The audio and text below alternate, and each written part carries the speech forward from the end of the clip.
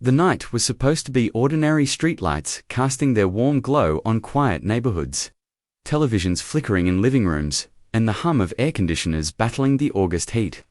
But at precisely 9:17 p.m., millions of Americans in the northern states watched their world go dark. Not because of a storm, not because of a technical glitch, but because Canada had just turned off the switch.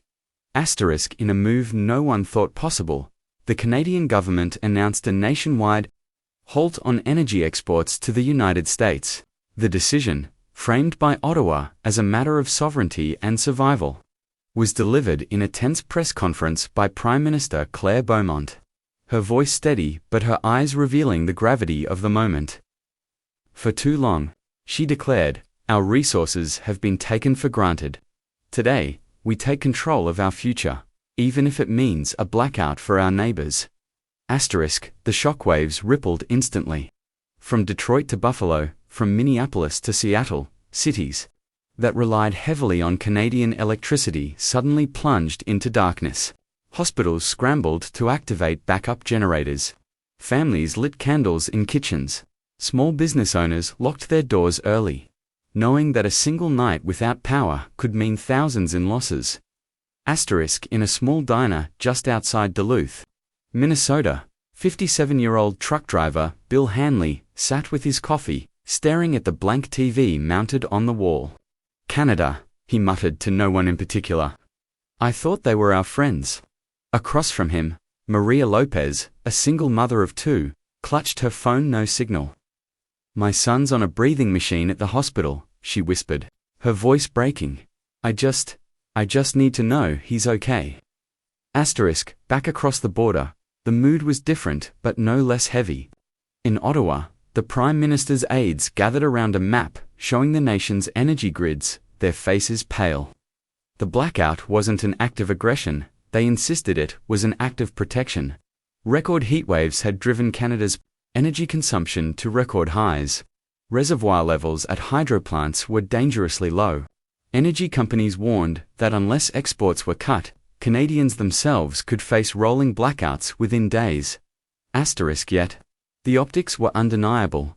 Canada had just dealt its largest trading partner an unprecedented blow. In Washington, the president convened an emergency meeting in the Situation Room. Options were weighed: diplomatic appeals, emergency rerouting of domestic power, even invoking national security provisions, but all agreed on one thing: the clock was ticking. Asterisk, for ordinary people, life slowed to a near standstill. In Michigan, a group of teenagers dragged out an old guitar and sang songs under a star-filled sky, their voices carrying in the unusually quiet night. In Vermont, neighbors who hadn't spoken in years shared flashlights and pulled food from their freezers before it spoiled. Crisis, it seemed, was reminding Americans of a truth they'd almost forgotten: that community could shine brightest in the dark.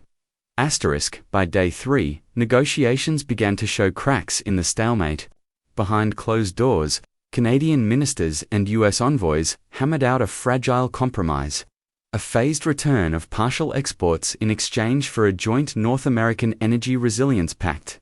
The pact would invest billions in renewable energy, modernized grids, and mutual emergency reserves, ensuring no country would ever again have to choose between its own people and its closest ally.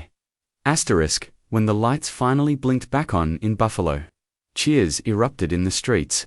In living rooms across the country, relief mixed with reflection. The blackout had been more than just a loss of power, it had been a wake-up call about dependency, preparedness, and the fragile threads that bind nations together. Asterisk, as one Canadian commentator put it, sometimes it takes darkness to make both sides see the light. And for millions who lived through it, those words would never be forgotten.